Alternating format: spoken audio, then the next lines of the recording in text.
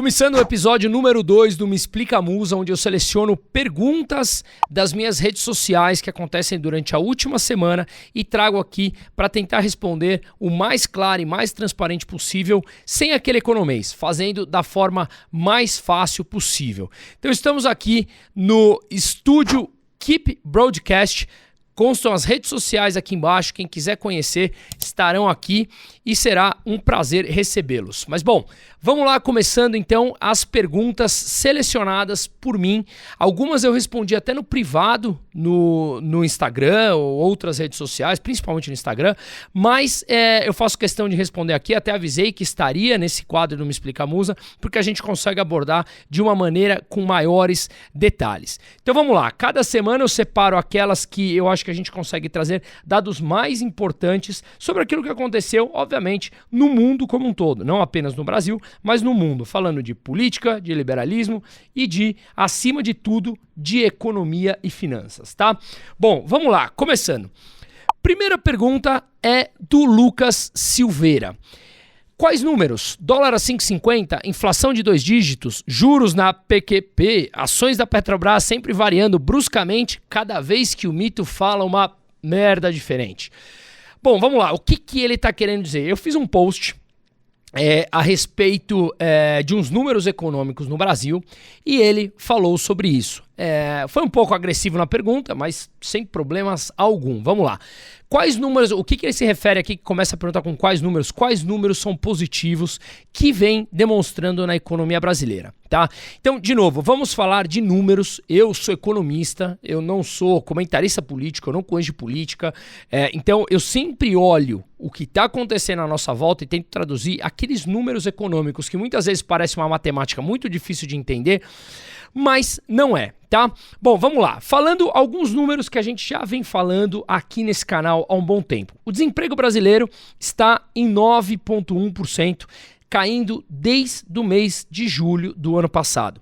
Esse vai ser o primeiro ano, 2022, que o Brasil vai apresentar um superávit primário desde 2015. Vamos entender o que significa o superávit primário. É igual na sua casa, que você tem as contas, que você gasta mais do que você recebe, você tem déficit. Quando você gasta menos do que você recebe, você tem superávit, sobra dinheiro.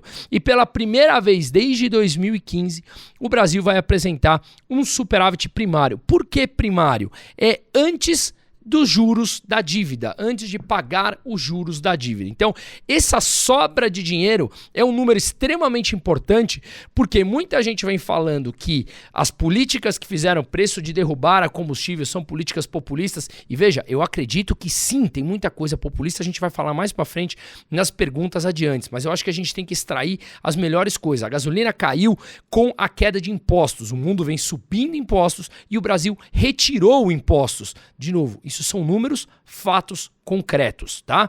Se vai voltar no ano que vem ou não, não sabemos ainda. Ao que indica sim, mas não sabemos. Mas hoje o preço da gasolina caiu por uma redução de impostos e não por interferência ou congelamento de preços, como vem sendo discutido lá na Europa, por exemplo. E aqui do lado na nossa vizinha Argentina, tá? Que a gente já viu que esse tipo de política não funciona. Então, taxa de desemprego no menor nível, o Brasil apresentando superávit primário pela primeira vez nos últimos anos. A gente vê atração de investimentos em capital estrangeiro entrando no Brasil, não apenas especulativo, mas também para aqueles que foram feitos durante as aprovações das reformas de infraestrutura, ou privatizações, perdão, a infraestrutura de portos, aeroportos, rodovias, marco do gás, marco do saneamento, da cabotagem, autonomia do Banco Central, desburocratização de cartórios, digitalização de cartórios, lei da liberdade econômica, lei das estatais, enfim, tiveram uma série de reformas micro que fazem com que ao longo do tempo, a vida do brasileiro acaba se tornando mais fácil. A gente precisa saber esperar um pouquinho mais e não ter o resultado assim de bate-pronto. Então, Lucas, o que eu quero dizer aqui é que há muitas coisas para melhorar. A gente não muda um país que está estragado há 40, 50, 60 anos em pouco tempo, vivendo ainda uma pandemia onde muitos governadores, principalmente, e o mundo falou, fica em casa, fecha. Isso traz consequências. Não entro aqui se isso é certo ou errado, mas traz consequências econômicas. E dentre essas consequências econômicas, o Brasil vem conseguindo ter números melhores do que não apenas os seus pares emergentes, como também países desenvolvidos. Então o Brasil foi o país que mais recuperou a sua dívida PIB, falando em outro número, a relação dívida PIB do Brasil está em 78%. Estava em mais de 90% em 2020, quando o Brasil teve que gastar R$1 trilhão por conta da pandemia. Então o Brasil cuidou do seu fiscal e mais, o Estado brasileiro nesses últimos 4 anos diminuiu em 15,5% em termos reais, já descontados a inflação. Então sim, claro que sempre há críticas, ninguém é unânime nesse mundo, mas que os números econômicos estão melhores do que de outros países, isso é fato e isso é concreto. Se isso vai ser mantido, não saberemos, mas o que a gente consegue analisar é hoje. Então, esses são os números, Lucas, que eu digo que estão melhores. E um outro ponto que você falou, ações da Petrobras sempre variando bruscamente. Eu não sei se você acompanha, então, o mercado de ações, Lucas. O mercado de ações ele é volátil. As ações são voláteis. E isso é histórico, independente de A ou de B. E ter uma ação na carteira em que ela é estatal, por isso que eu prego privatização de 100% tudo, e a gente pode falar isso depois, as ações elas são voláteis por natureza. As ações da Petrobras, a empresa Petrobras teve um lucro recorde, distribuição de dividendos recordes, e ela tem a ver também com o preço do petróleo, que é negociado em dólar lá fora, assim como outras petroleiras do mundo, Chevron, Exxon, Saudi Aramco, enfim. O que eu quero dizer é que essas ações elas são voláteis por natureza, sempre foram. Então, não é por falar que as ações da Petrobras variando bruscamente. As ações da Petrobras valorizaram bastante nesses últimos 2 anos. Então, vamos olhar mais atentamente, porque os números, eles não mentem, tá bom? Mas obrigado, Lucas, me coloco à disposição, tá? Segunda pergunta, vamos lá. César Comper, maior consumidor de petróleo no mundo não é os Estados Unidos? César, os Estados Unidos é o maior consumidor de petróleo, sim, porque ele está falando isso porque em um dos vídeos eu falei que era a China. O consumidor maior são os Estados Unidos, mas a China é o maior importador de petróleo do mundo. O mundo hoje produz por volta de 100 milhões de barris de petróleo por dia, tá? E os Estados Unidos, no último número que eu tinha visto, ele consome por volta de 20% disso, mas a China é o maior importador de petróleo do mundo. A diferença aqui é que você perguntou consumidor e eu tinha falado importador lá no vídeo, tá bom, César? Obrigado pela participação. Bom, vamos lá. Tem um próximo aqui que é Oi, Sou Eu 115. Esses nomes, eu gosto desses nomes, viu? Musa, acha que o Brasil será muito afetado com essa recessão que bate a porta? Bom, vamos lá. Desculpa, oi, sou eu, que eu não sei o seu nome, mas eu acho que o Brasil, como eu falei na primeira pergunta, tem dados econômicos que estão surpreendendo. Mas isso não faz com que nós vivamos numa ilha. É natural que o Brasil sinta uma recessão mundial. Vamos entender aqui, a zona do euro, ela é o maior parceiro comercial por volta de 80 países no mundo. Só para contextualizar, os Estados Unidos é o maior parceiro comercial por volta de 20 e pouquinhos países. E a China é o maior parceiro comercial de mais de 120 países no mundo, incluindo o Brasil.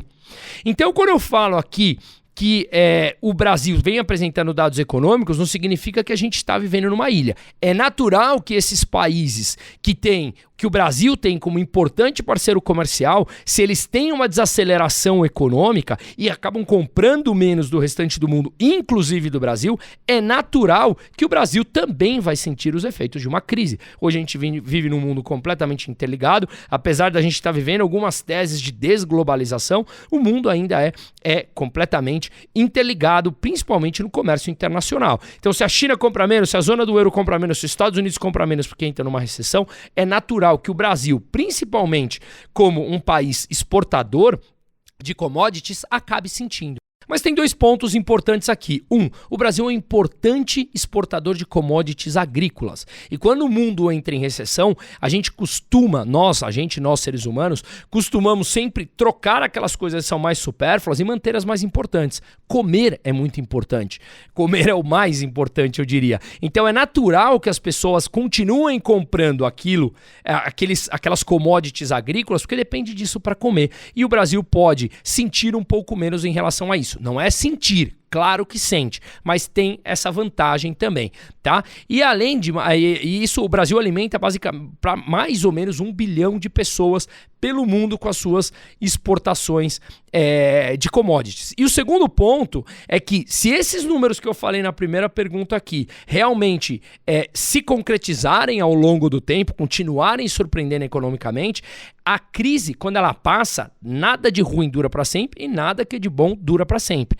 Então, no momento em que termine essa recessão, essa crise que está por vir, ou em alguns países já estão aí, quando os nossos fundamentos econômicos estão sólidos, é natural que a gente tenha capacidade de sair dessa crise mais rápido do que países que estão com os fundamentos econômicos piores, tá?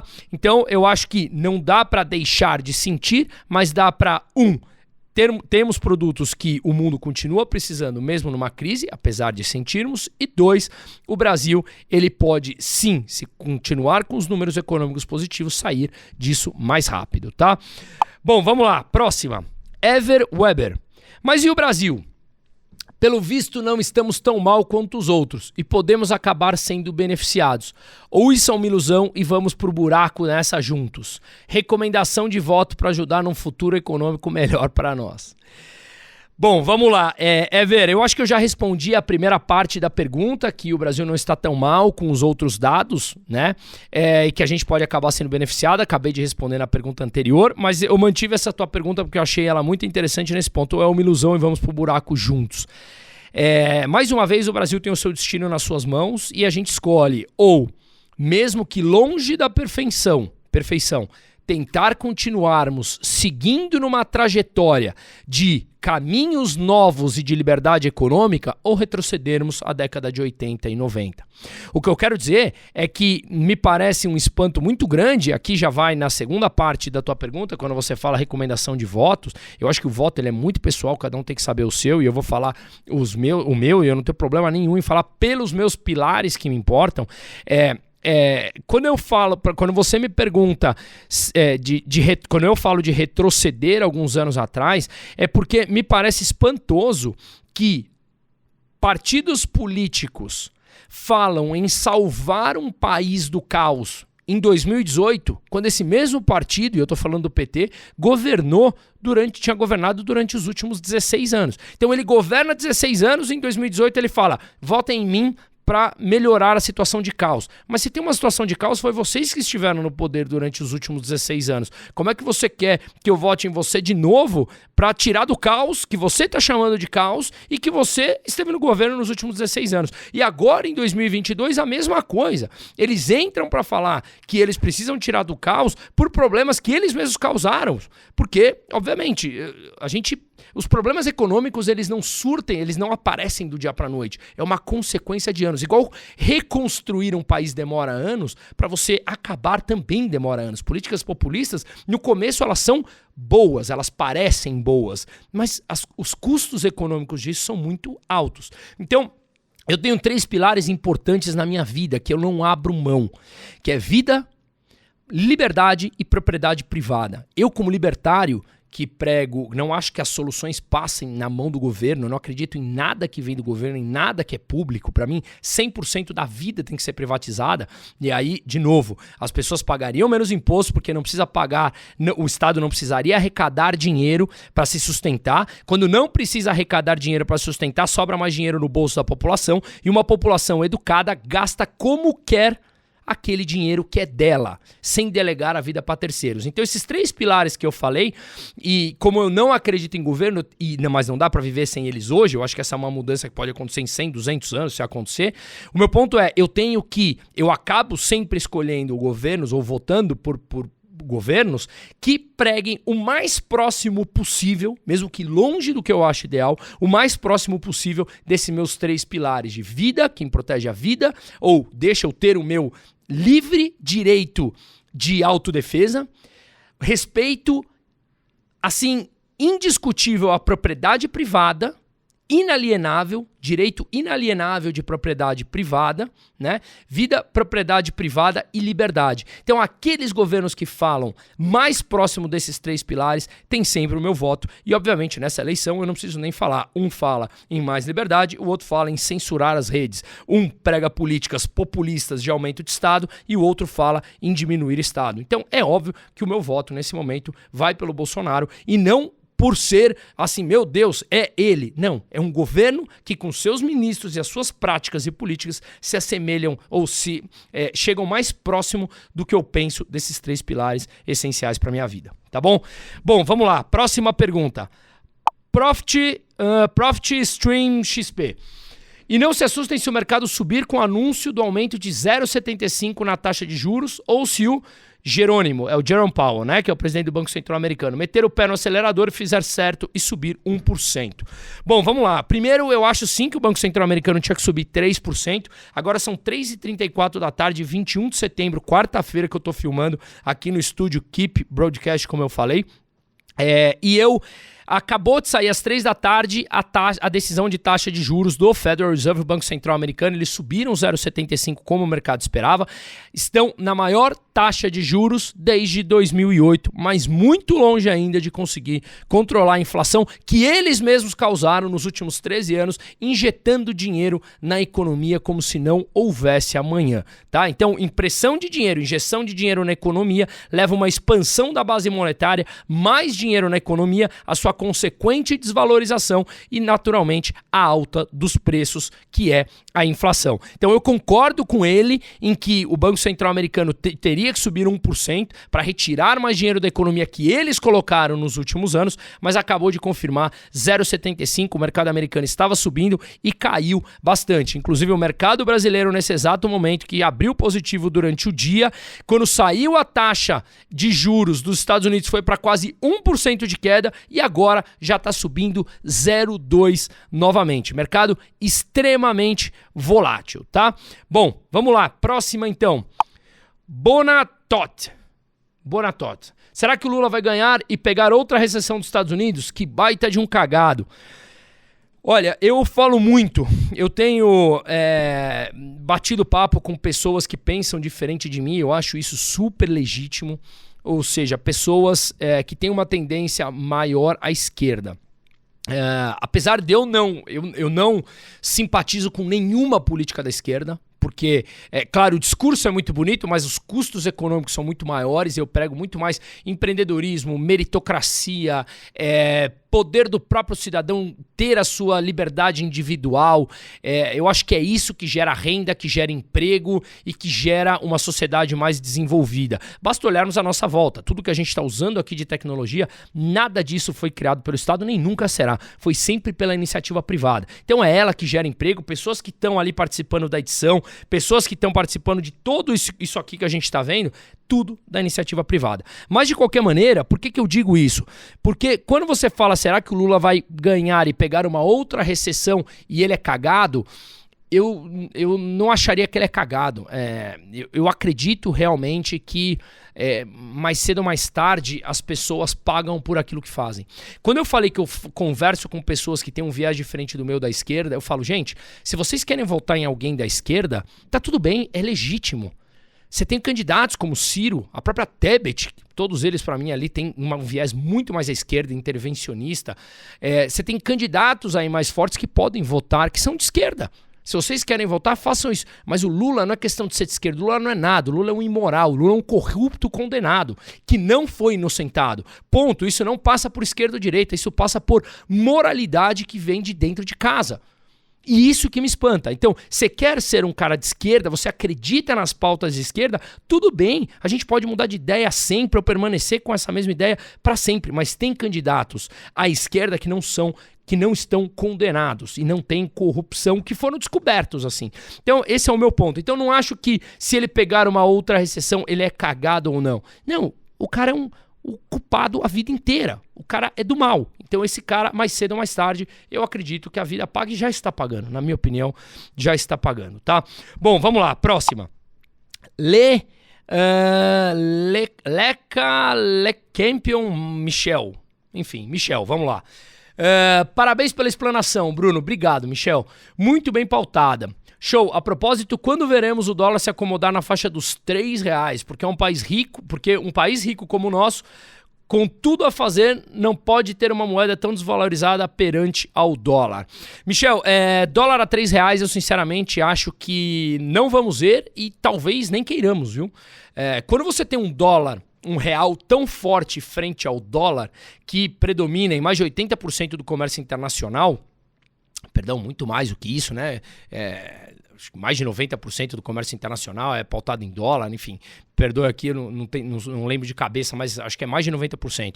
Mas de qualquer maneira, se você tem um dólar muito fraco frente ao real, o real muito forte frente ao dólar, digamos a R$3, as exportações brasileiras ficam mais caras. E o Brasil, ele tem hoje o comércio internacional representando 39% do PIB.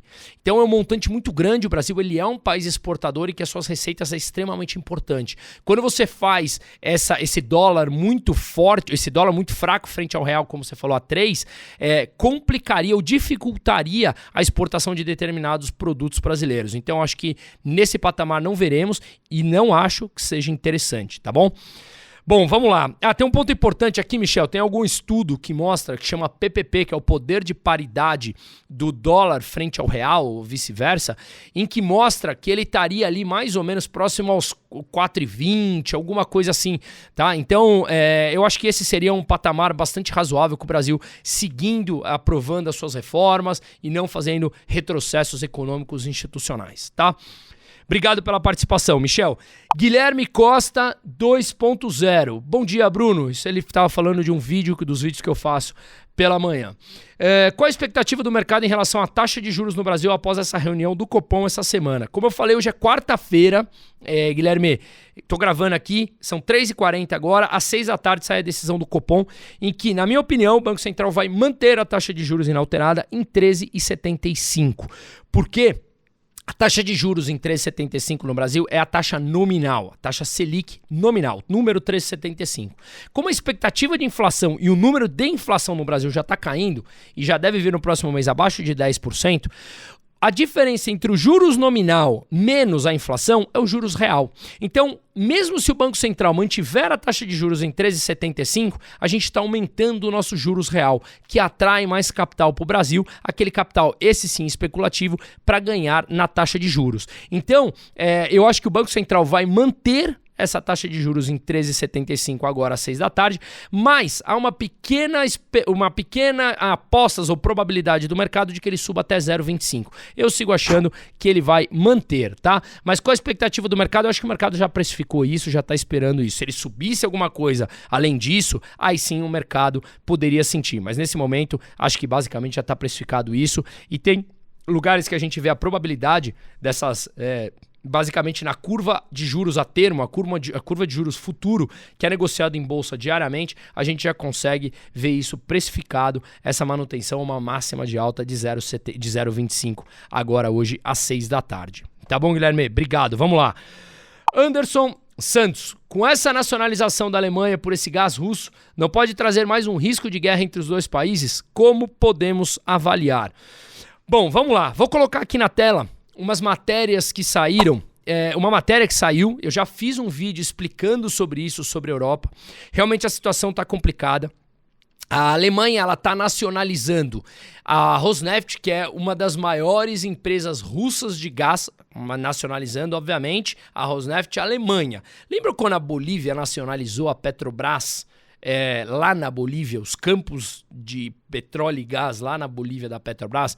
Pois bem, a Alemanha fazendo a mesma coisa, por isso eu até fiz um post brincando, digamos, chorando, né? Será que a Europa virou o pior da América Latina? Então a Alemanha está nacionalizando, comprando 98,5% das ações da Uniper, que é a maior importadora de gás natural de lá, alemã. E isso, obviamente, você está estatizando uma empresa, né? Porque a empresa já teve que receber um aporte bilionário do governo por conta dos altos preços da energia e a empresa praticamente fica insolvente, então o governo intervém e a empresa fica estatizada e, obviamente, a população mais ainda na mão do governo. Agora, o ponto é, todo mundo fala, pô, mas a energia assim tá tão cara, qual é? A empresa está insolvente, o que tem para fazer? Só tem para fazer isso. Por que a gente sempre olha para o problema agora e não costuma olhar o que trouxe ao problema para que a gente possa propor soluções diferentes, senão daqui 10 anos a gente está discutindo um problema maior ainda. E o que causou esse problema dessa energia foi esse discurso alarmista verde que a gente vê hoje, que fez com que, de forma apressada, os países, até por discurso político, quisessem mudar a sua matriz para matriz praticamente verde do dia para a noite, e isso traz inflação. Não estou falando que não temos que mudar essa matriz, mas com o tempo, paulatina. O Brasil hoje é um dos países que produz mais energia limpa do mundo. Está atrás da Noruega, mas o Brasil está lá com praticamente mais de 80% da sua matriz, que tem a hidrelétrica, importante ponto aí, em energia limpa. Então, vale a pena a gente pensar, olhar um pouquinho para trás, para que a gente não repita soluções para que vai esconder o problema no curto prazo e trazer o problema maior ainda no longo prazo, que é isso que a gente faz. Então vamos olhar para trás e entender o que nos trouxe aqui, que eu venho falando isso nos meus vídeos. Olha essa segunda imagem aqui, que basicamente mostra a queda abrupta que teve as ações da Uniper lá na Alemanha. Gente, em junho de 2022, agora, 3 meses atrás, a ação valia 25 euros. Ela está valendo agora 4 euros. Nós estamos falando que a empresa perdeu mais de 80% do seu valor em 3 meses. Isso traz consequências sérias para uma economia. Isso traz consequências também de endividamento de um país que tem que assumir uma empresa, e um país mais endividado leva no longo prazo a sua desvalorização da moeda e a alta dos preços. Portanto, a gente tem que entender que as consequências econômicas não adianta esconder a poeira para debaixo do tapete como o mundo faz. Mais cedo ou mais tarde, a gente precisa encarar como adultos, como pessoas maduras, o problema de frente. Para mim, um dos grandes problemas do Estado é que ele quer manter as pessoas imaturas e dependentes de suas decisões, que, na minha opinião, em grande parte delas são catastróficas. E aqui, nesse gráfico, a gente está vendo o que o mercado reflete em cima disso. Bom, Eco 1968. A instabilidade do dólar pode ser vista como o início do fim do uso da moeda americana como padrão para as transações entre países. Alguns países vêm investindo na aquisição de ouro para aumentar suas reservas, em especial a Rússia e a China. Seria a volta do padrão ouro. Bom, para quem não conhece, o padrão ouro ele ficou em vigor até 15 de agosto de 1971, como a gente consegue ver esse trecho dessa reportagem que eu coloquei aqui para facilitar, onde o presidente Richard Nixon anunciou um plano econômico que cortava os laços do dólar americano com o ouro. Ou seja, a conversibilidade do dólar em ouro acabava. Desde então, o sistema monetário, que é chamado as moedas fiat, as moedas correntes, ela tem basicamente flutuação livre. O que o Eco 1968 está falando aqui é que sim, países que têm as suas reservas internacionais, grande parte delas ainda em dólar, tem uma parte em euro e tem uma parte também em moeda japonesa, em moeda chinesa, mas ainda mais de 90% está em dólar, mas de qualquer maneira você vê alguns países aumentando em reservas metálicas, como por exemplo o ouro. Agora, o que ele falou aqui seria a volta do padrão ouro? Esse padrão ouro que vigorava aqui até 15 de agosto de 1971, o que a gente sabia, o que a gente vivia naquela época é que para cada dólar em circulação, você tinha o seu respectivo lastro em ouro, ou seja, você tinha o mesmo montante equivalente a $1, digamos, esse montante em ouro. Quando o Richard Nixon acabou com a conversibilidade do dólar em ouro, ele basicamente deixou que as moedas corressem livremente. O dólar começou a desvalorizar frente ao ouro e as pessoas começaram a vender os seus dólares para comprar ouro, até que chegou um momento que era insustentável manter essa conversibilidade de 1 para 1. Isso aconteceu com o peso argentino contra o dólar, isso aconteceu com o real brasileiro contra o dólar, quando em 1999 o real real teve a sua maxi desvalorização, que saiu de R$1 para 1,80. Enfim, então o que ele quer dizer aqui é, será que a gente voltaria para o padrão ouro com os países tendo mais ouro em suas reservas e de repente fixando um valor de suas moedas ao ouro? Eu acho que não. Eu acho que há indícios que a gente pode, em algum momento, que no meu entender está longe, ter moedas, até mesmo os blockchains da vida com seus criptoativos, batendo de frente com o dólar. Mas eu acho que isso demora muito, grande parte do mundo confia no dólar e o que sustenta uma moeda é a confiança das pessoas. Então eu acho que isso não deve acontecer, era outro mundo, não deve acontecer no curto prazo, no longo prazo, mudanças tão drásticas que não sabemos, mas há um ponto a se questionar que é bastante interessante. Quando eu falei que para cada dólar você tinha a quantidade correspondente dele em ouro, você tinha o lastro do dólar em ouro. Você sabe que se você pegasse, vendesse esse dólar, você tinha uma quantidade de ouro. Hoje, o que lastreia o dólar? Apenas a confiança das pessoas. Mais nada. Se o mundo resolve não confiar mais no dólar e ele perde valor, esse sistema vai por água abaixo. Antes você pegava o ouro e as pessoas compram ouro porque o ouro tem a sensação de escassez, que é um fenômeno importante na economia. A escassez é o que dá valor às coisas. Hoje, os bancos centrais imprimindo dólares, o Banco Central americano ou os outros imprimindo outras moedas, perdeu essa noção de escassez. Se acaba a confiança em cima da moeda fiat dólar, isso pode ser muito complicado porque não tem nada que alastreie além da confiança das pessoas. Tá? Bom, vamos lá. Tem uma pessoa que sempre comenta aqui nos meus vídeos, assessoria do pequeno. Sabe-se lá o que significa esse nome. Eu faço meus vídeos, o Minuto do Musa, muito cedo, para tentar dar um resumo de 3, 4 minutos ali do que vai acontecer no mundo ou do que está acontecendo naquele momento pela manhã, tá? Eu posto isso sempre no Instagram, então quem quiser me segue lá, é Bruno_Musa. Mas ele comentou nos meus vídeos, acorda cedo pra falar merda e deu risada. Eu já chamei ele, assessoria do pequeno, ele nunca me respondeu, pra uma live, pra um debate ao vivo, pra gente discutir ideias. Quem sabe ele consegue me mostrar por que eu tô falando tanta merda. Pode ser que eu olhe e fale, é verdade, assessoria do pequeno, pode ser que você me convença que eu esteja falando. Mas ao invés de você ficar se escondendo atrás do nome assessoria do pequeno, vamos fazer uma live, eu falo aqui de novo, vamos fazer um bate-papo. Pode ser, pode ser que você me mostre que o que você tem a falar não seja tanta merda como eu falo, e tanta merda como eu falo, igual você falou, e quem sabe você me convença do contrário. Mas esteja preparado também pra gente analisar dados e pode ser que você comece a se questionar. De novo, eu fico com o convite pra você aqui. Se em nenhum momento você nunca me respondeu, mas fica aqui de novo o convite, tá bom? Muito obrigado, viu? Vamos lá, o investidor de dividendos. A parte da economia é impecável, ele também comentou no meu vídeo lá. Obrigado, viu? Verdade, eu agradeci ele lá, agradeci ele nos comentários. Conteúdo excelente, um dos melhores, pena que tem fanatismo político. O investidor de dividendos, eu também te respondi todas as vezes que você comenta e eu sempre agradeço. Muito obrigado mesmo. E eu queria fazer um ponto aqui. Não é fanatismo político, é o que eu falei no começo aqui. Eu sou libertário, como eu expliquei, então eu acredito muito mais no empreendedorismo e na meritocracia. Eu tenho aqueles 3 pilares que eu repito nessa pergunta. Quais são os 3 pilares? De novo, vida, propriedade privada e liberdade.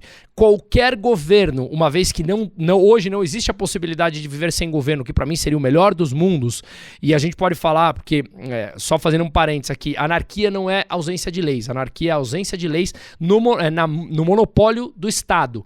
Então, o chamado, que o termo é feio, mas é o anarcocapitalismo, onde a gente poderia ter tudo privado e o capitalismo por meritocracia com o mercado totalmente aberto, sem concorrência, com total concorrência, com total liberdade de mercado, onde houvesse 50 empresas de 50 empresas bancos, 50 empresas papelarias, enfim, concorrência total do mercado nacional e internacional, sobrevivem os mais eficientes, sem que haja privilégios para a empresa A e para a empresa B, e portanto a meritocracia sobrevive. É só esse parênteses que eu queria falar. Então, os pilares são propriedade privada, liberdade e vida. Aquele governo, já que eu tenho que optar por um governo hoje, ele chega mais próximo disso, é aquele que vai ter o meu apoio. apoio, mas não significa que para mim é o ideal, longe disso. E mais, eu tento fazer sempre sob a ótica econômica. Eu não sou político, eu nunca fui político, eu não pretendo nunca ser político, então a minha ideia é passar os números econômicos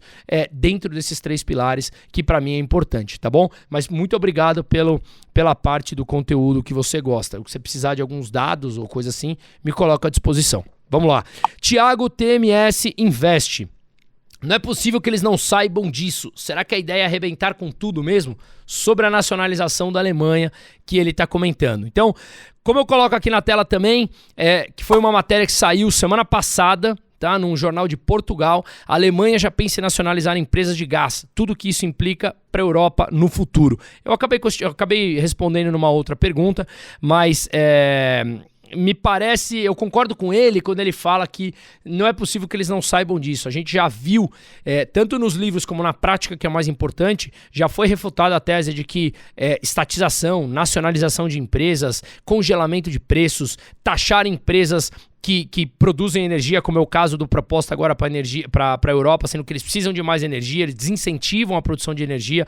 Enfim, todas essas propostas a gente já viu em livros e na prática que elas levam a um problema ainda maior no médio e no longo prazo. Então, eu concordo com você, Thiago. Eu também acho que não é possível que eles não saibam disso, mas eles sabem que eles estão agora no desespero por ações que eles mesmos fizeram nos últimos anos e aí eles recorrem ao desespero. Tá? Essa é a minha opinião. Próxima, vamos lá. Silvia DBB. Bruno, não é o que o The Great Reset previa? Fortalecer o Estado e deixar o cidadão mais dependente dele? Bom, vou deixar aqui na tela, para quem não conhece o termo Great Reset. É algo que começou a ser falado no Fórum Econômico Mundial, de algumas teorias ou de alguns objetivos que o Fórum Econômico Mundial quer, dizendo ou com a ideia ou com a proposta, eu ponho entre aspas, porque na minha opinião é totalmente sem sentido essas propostas, de melhorar, aperfeiçoar o capitalismo, né? O capitalismo, lembrando que se a gente analisa o nível de pobreza no mundo, em vários países, inclusive na África, de 100 anos, 70 anos, 60 anos, 50 anos para cá, a pobreza diminuiu exponencialmente em quase todos os países, com exceção a Venezuela, com exceção a Cuba, com exceção a Coreia do Norte, com exceção a Argentina. Então, a gente vê que os países que conseguiram implantar o capitalismo livre, mesmo com as suas mazelas, porque sempre há, sem dúvida nenhuma a pobreza diminuiu drasticamente. Então eu acho que a gente tem sim que ir aperfeiçoando, mas não com essas medidas que eles colocam. O Fórum Econômico Mundial foi criado na Suíça em 1971 e ele basicamente consiste em 3 ideias que foram trazidas agora para combater a pandemia que a gente viveu de Covid-19. Então seriam 3 ideias principais, como consta aqui, tá? Criação de condições para uma economia de partes interessadas.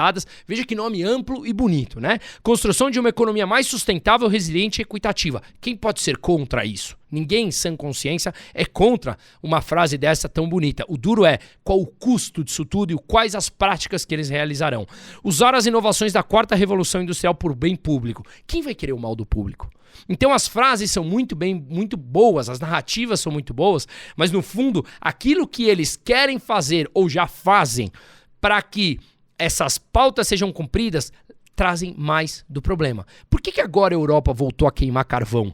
Por que a Europa voltou e se arrependeu de ter fechado suas usinas nucleares? A Alemanha, por exemplo. Por que os Estados Unidos é o país que tem mais usina nuclear e a China tem em construção mais de 60 usinas nucleares? Sendo que nos últimos anos eles pregaram contra. Por que os Estados Unidos e a Europa voltou a negociar com o Irã e com a Venezuela para vender petróleo quando eles, nos últimos anos, falaram que eram contra o petróleo? Enfim. Então a gente vê que elas trazem consequências mais sérias do que apenas um nome bonito. Agora, o que eu acho que a gente tem que ficar atento, que para mim é assustador, e isso a gente já está vivendo, é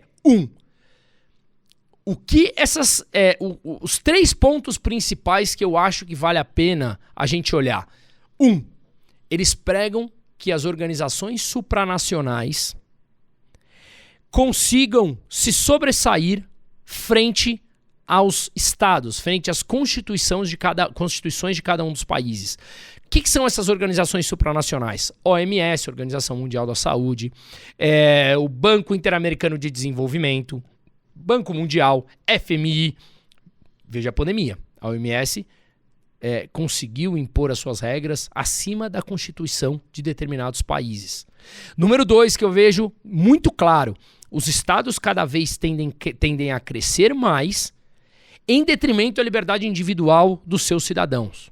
Isso para mim está muito claro e a pandemia veio para mostrar isso, para enfatizar mais ainda. E o terceiro ponto, esse é mais difícil de olhar, mas repare e pense com você antes de dizer não.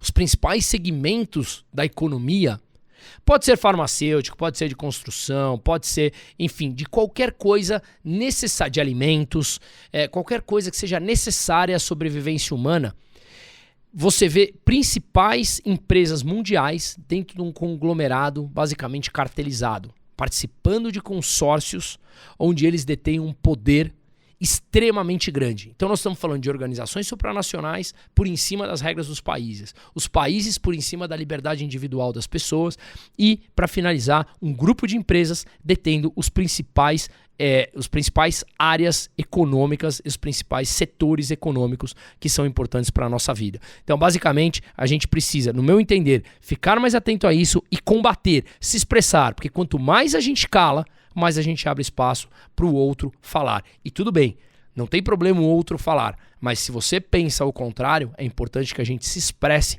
com respeito e com educação, mas mostre os pontos negativos. Senão deixa o caminho livre, muito fácil, para o teu oponente ou teu adversário, no bom sentido.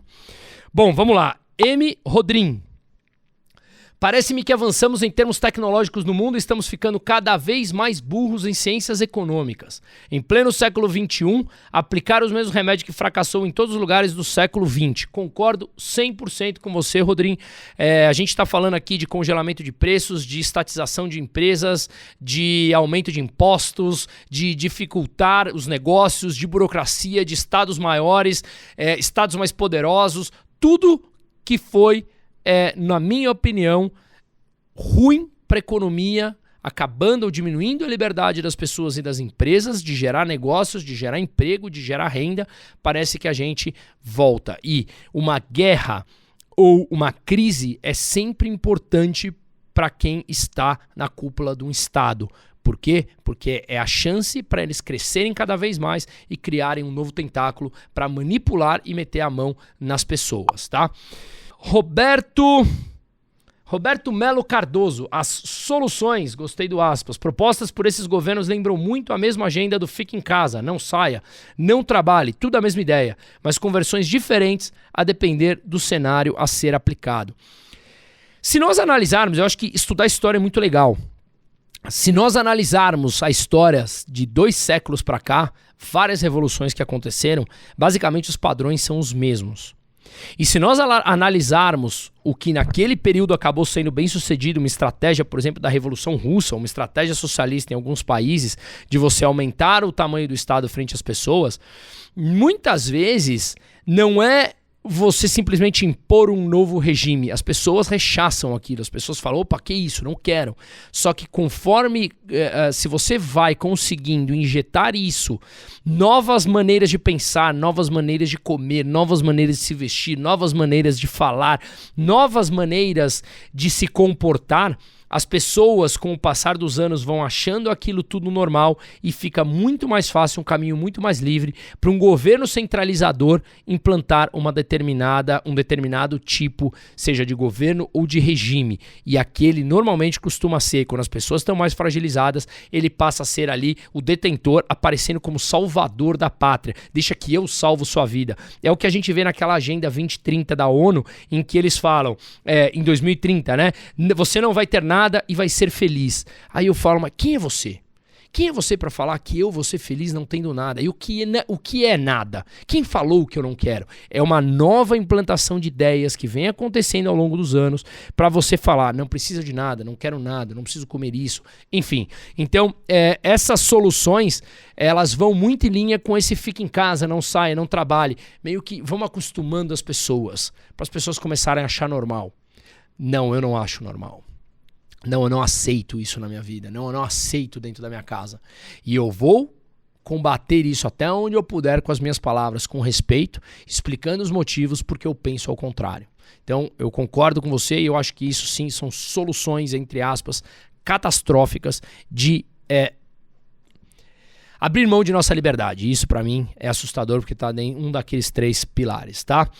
Bom, R. Carvalho Lucas. Crise anunciada há muito tempo. O Estado gera as crises para dizer que a única solução está nele. Concordo 100%, Lucas. Para mim o Estado tem, aquele poder que eu te falei, de conforme tem crises e conforme tem guerra, de crescer, de aparecer como uma solução inovadora e uma solução proposta para a vida das pessoas, mesmo que as pessoas não queiram aquilo, mas ele aparece como salvador, aquele bonzinho que só pensa em você. E ele causa o problema para aparecer como solução. Veja na Europa agora como a gente falou. A Europa causou esse problema que gerou uma dependência do gás russo. E qual a solução que eles propõem? Nacionalizar as empresas. Deixa que as empresas venham para minha mão. Eu coloco o dinheiro. Eu subo os impostos das empresas. Porque eu passo a ser a solução do problema, mesmo que eu gerei. Por isso que eu falei, dá um passo atrás. Antes de olhar a situação agora, dá um passo atrás do que levou ao problema. Senão a gente vai viver sempre nesse looping e eles vão sempre aparecer como salvadores da pátria, que não são. Eles são os causadores do problema, como o Lucas colocou, muito bem colocado aqui. Christian Schuster. Desculpa se eu pronunciei errado. A história está aí para ensinar, mas apenas quem queira aprender. Concordo, falamos isso bastante já, Christian, nas outras perguntas.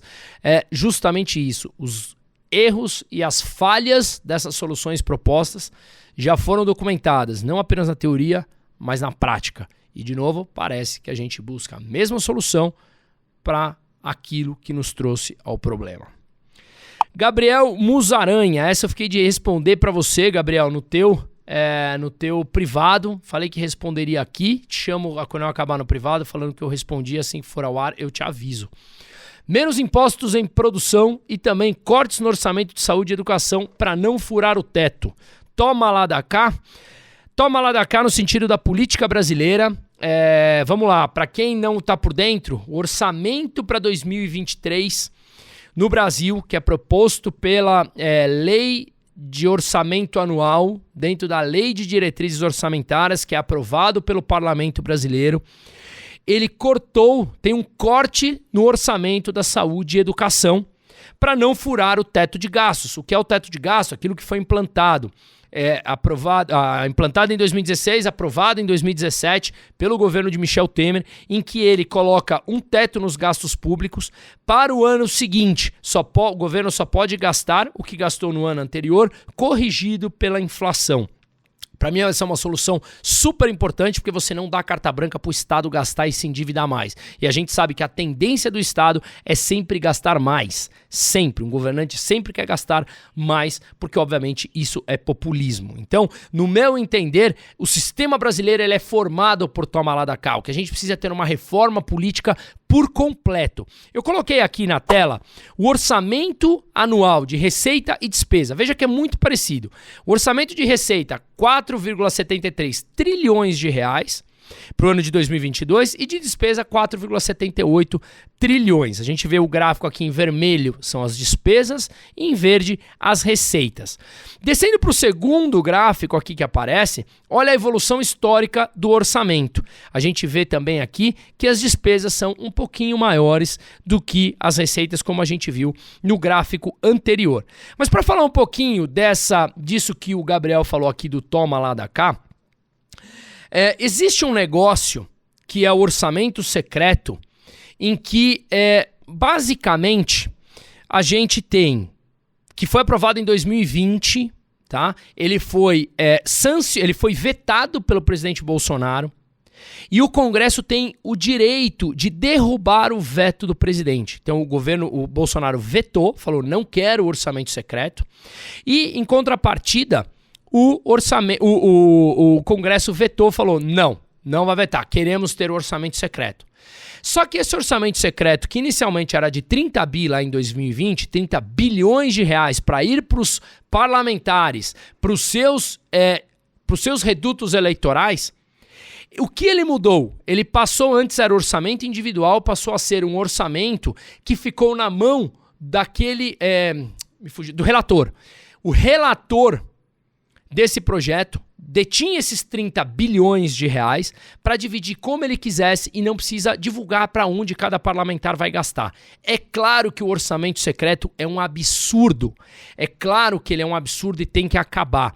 Mas quando o presidente Bolsonaro vetou e o Congresso derrubou o veto daqueles 30 bi, quando ele derrubou o veto, ele falou, então tá bom, vamos fazer o seguinte, estou explicando a grosso modo, cai pela metade, passa a ter 15 bilhões de reais. E agora, para 2023, vai ter quase 20 bilhões de reais de orçamento secreto. O que, óbvio, tem que acabar, é nefasto. Mas, de novo, já foi vetado lá atrás pelo presidente Bolsonaro, foi derrubado o veto pelo Congresso e ele está em vigência. E nós, que pagamos os impostos, não sabemos para onde esse dinheiro vai, para os redutos eleitorais de cada parlamentar. Por isso que é extremamente importante que a gente saiba em quem a gente vai votar para parlamentar. É muito mais importante nesse ponto, tá? E aí, o que eu quero dizer, dentre esse orçamento que eu mostrei na tela e mostro aqui de novo, essa tela principal onde mostra aqui o orçamento, 4,73 trilhões de receita e 4,78 trilhões de despesa no ano de 2022, 96% desse orçamento do Brasil, ele é gasto obrigatório, ele já tem carimbado para onde vai essa despesa, em Constituição. A gente tem 4 a 5% desse orçamento que é o chamado gasto discricionário. O que significa isso? Que a gente pode mexer. Então imagina que você ganhe 10 mil e 9.900 já está carimbado. Você só tem 100 reais para mexer. Quando você quer investir numa coisa aqui ou numa outra coisa lá, você precisa tirar de algum ponto, de algum lugar. Por quê? Porque senão você rompe o teto de gastos e isso é contra a lei. Tá? Pode ter crime de responsabilidade administrativa, como aconteceu quando o Congresso derrubou a Dilma, que teve essa irresponsabilidade deflagrada. Então, o que eu quero dizer aqui é que, sim, obviamente o orçamento secreto é um negócio muito ruim. É claro que o toma lá da cá no Brasil existe, ele precisa acabar com uma reforma política imensa e por isso é importante que a gente saiba em quem a gente vai votar, mas precisa mudar a regra política como um todo, senão a gente vai viver eternamente na mão desses políticos com esse toma lá da cá, tá?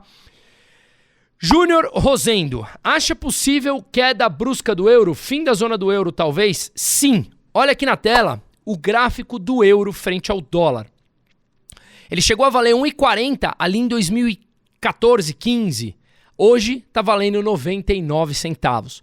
O que eu quero dizer isso? O euro vem perdendo valor frente ao real. O euro vem perdendo valor frente ao dólar, como você consegue ver aqui. E o que me assusta na zona do euro é que ela é uma comunhão de países totalmente diferentes um do outro, com economias diferentes, onde você tem, cada país pode emitir a seu título de dívida, mas você não tem um título de dívida emitido da zona do euro, você tem de cada país individual.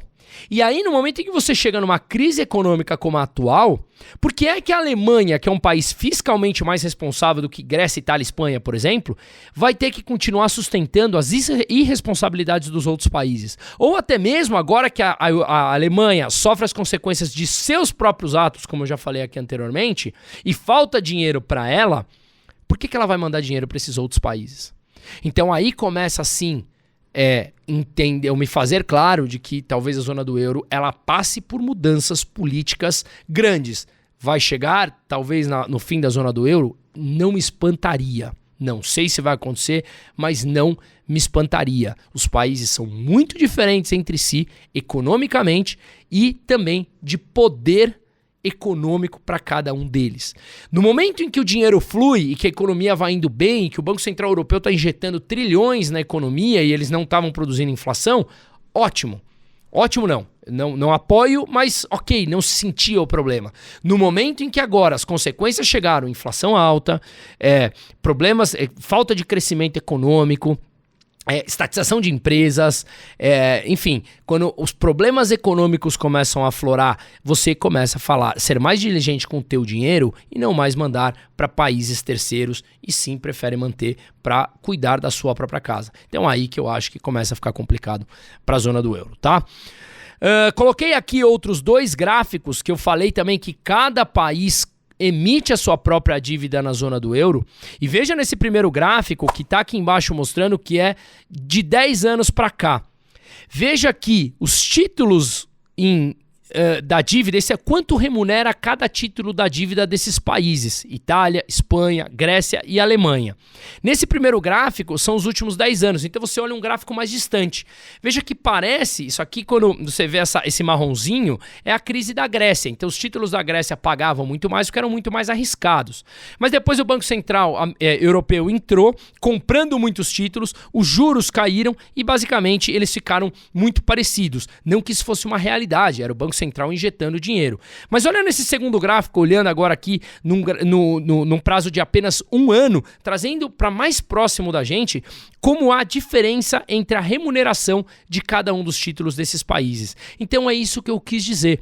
Cada país tem uma taxa de juros, porque tem um risco diferente. Naturalmente o da Alemanha aqui é o menor, mas por que é que ela vai aceitar ficar mandando dinheiro para outros países, uma vez que o risco dela é menor e está necessitado de dinheiro interno, tá bom? Dúvidas? Esse não é um tema tão fácil, mas qualquer dúvida me avise, por favor, tá? Vamos para a próxima então, Rafael Alcântara. Sua opinião sobre quase 20 bi por ano de orçamento secreto, roubo maior que o do PT, pode vir a subestimar um governo Bolsonaro e subestimar um governo Lula? Bom, eu expliquei há 2 perguntas atrás sobre o orçamento secreto, que eu obviamente não apoio, falei aqui bem claro, se ficar dúvidas por favor me fala, só que tem um ponto importante. Quando você coloca, Rafael, roubo maior do que o PT, são coisas diferentes. O PT roubou, desviou. Só para investidores da Petrobras lá fora, nos Estados Unidos, foi mais de $1 bi de pagamento.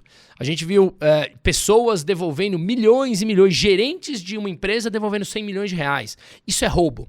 Isso foi roubo, ponto. Não aceitem em Constituição. Já o orçamento secreto, que é nefasto, que deve acabar, como eu expliquei agora 2 perguntas anteriores, que é horrível, que é péssimo, que não tem o menor sentido, que é um desperdício de dinheiro, que vai ser por volta de 20 bi, como eu acabei explicando na pergunta anterior. De novo, friso que é péssimo e tem que acabar, mas infelizmente a Constituição permite. Infelizmente, o parlamento derrubou o veto do presidente Bolsonaro. Infelizmente, a situação política brasileira é do toma lá da cá, como você falou. E se você não faz isso, te derrubam. O que é péssimo. Por isso que eu sou cada vez mais libertário e contra a existência do público. O público sempre vai tender a um poder maior. Então, vejo pontos diferentes. Como eu coloquei na tela aqui, peguei de uma matéria em que, olha só como fala, que o consultor do Senado, Leonardo Ribeiro, destaca outra diferença entre o orçamento secreto e o roubo do PT que você me perguntou. Na sua avaliação, embora haja problemas nas emendas do relator, elas foram criadas dentro dos mecanismos fiscais previstos na Constituição e nas leis orçamentárias, que permitem ao Congresso dispor de emendas parlamentares. Já o mensalão, ressalta ele, era algo à margem da lei, assim como o petrolão, assim como tudo que a gente descobriu nos anos do PT. Então, uma coisa é a Constituição estar errada, e sim, eu não apoio essas emendas parlamentares na Constituição, mas o que a gente precisa é uma nova Constituinte, reformar, trazer uma nova Constituição mais atualizada, que é a última do Brasil de 1988. Então a gente precisa trazer uma nova Constituição onde seja ilegal emendas parlamentares, no meu entender. Mas hoje, infelizmente, a Constituição permite. Então não dá para comparar um roubo com algo que está na Constituição, que deve ser mudado. E ele até termina falando, você pode até criticar esse código das emendas do relator, como eu falei, mas ela está dentro de um processo regulado.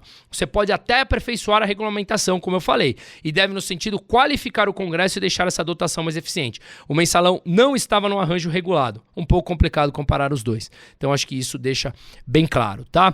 Muito obrigado. Vamos lá. Taba Heavy. O que Hayek diria se visse as tentativas dos bancos centrais de manipular as taxas de juros? Para quem não conhece, Hayek, Friedrich Hayek, é um dos Prêmio Nobel, um dos grandes nomes da escola austríaca de economia, que é a escola econômica que eu mais me identifico e mais gosto, onde obviamente ele bate muito forte na presença do Estado e de governo, onde ele prega que o empreendedorismo, o livre comércio, sem subsídios, sem privilégios, e sim, vivem as empresas que são mais eficientes e que geram valor e que agregam valor à sociedade com produtos e serviços de qualidade. Coloquei na tela aqui para vocês saberem. Tem os livros dele aqui mostrando que são excepcionais. Esse O Caminho da Servidão é demais de bom, menos Estado e mais liberdades, os erros fatais do socialismo. Vale a pena ler.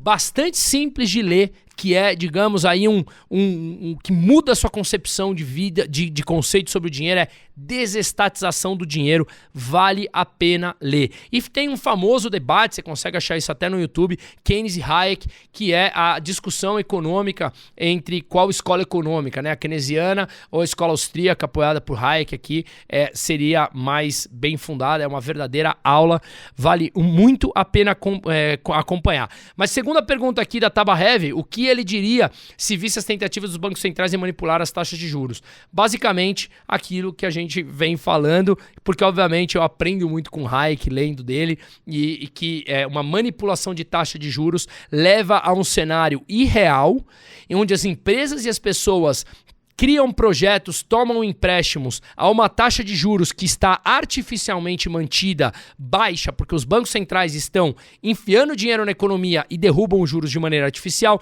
quando eles precisam retirar esse dinheiro da economia porque a inflação chegou, que é exatamente o caso agora.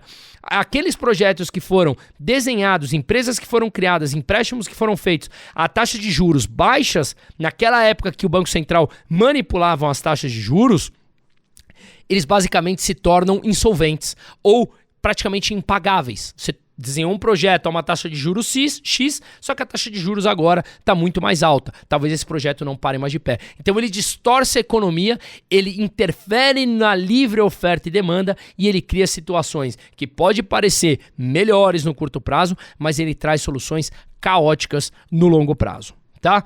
Bom, vamos lá. Luciana Fraga, diante da situação atual do crescimento da inflação nos Estados Unidos, esse aumento na taxa de juros verá o crescimento deles, mas consegue valorizar a sua moeda, certo? Mas até que ponto? Os investimentos que vêm ocorrendo no Brasil, por exemplo, têm sido em relação ao crescimento econômico, certo? Obrigado e abraços. Bom, eu acho que tem dois pontos aqui. A situação atual de crescimento da inflação nos Estados Unidos, esse aumento na taxa de juros, ver o crescimento econômico deles. Imagino que seja que a alta taxa de juros vai frear o crescimento econômico dos Estados Unidos. Sim, ele freia, é justamente isso que eles querem. O Banco Central americano já falou que ele quer, inclusive, aumentar a taxa de desemprego lá para que consiga segurar a inflação que ela está disseminada na economia. Então sim, a alta taxa de juros freia a economia, mas ao mesmo tempo valoriza a moeda americana. Sim, olha aqui na tela, eu tenho o índice do DXY.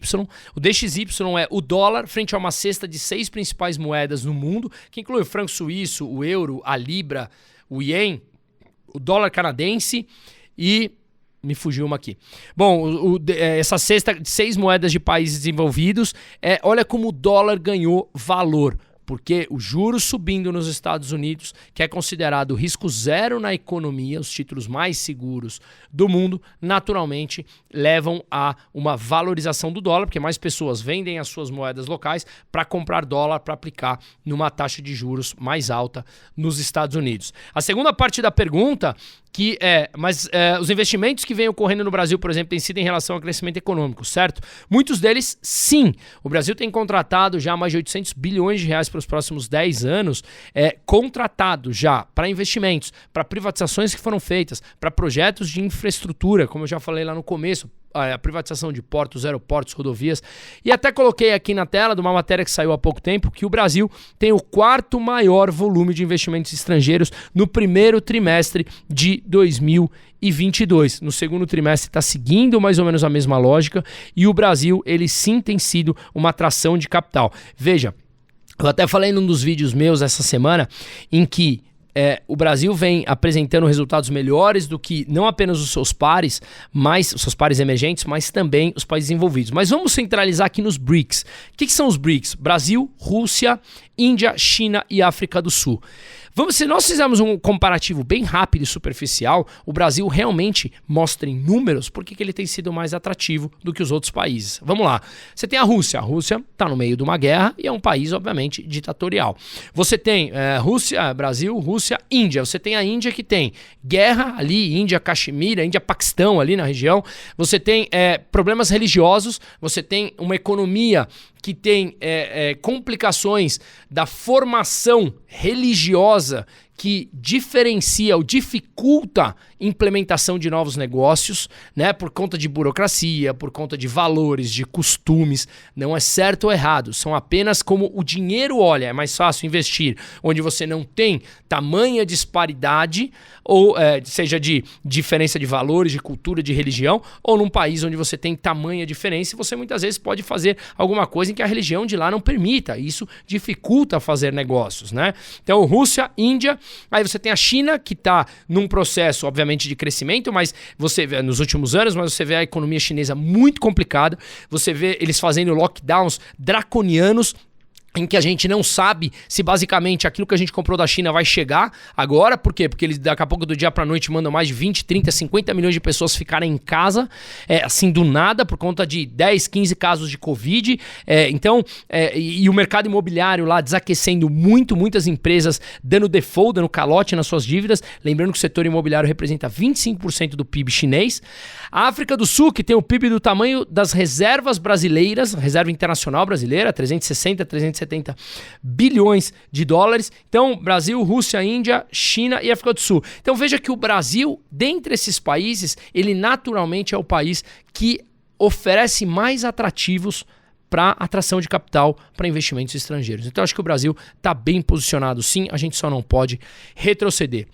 Muito obrigado, por hoje era só. Volto semana que vem com mais perguntas. Coloco aqui novamente as redes do estúdio Keep Broadcast, onde eu faço todas as gravações e as minhas edições. Venham conhecer porque realmente vale a pena. Um forte abraço e muito obrigado.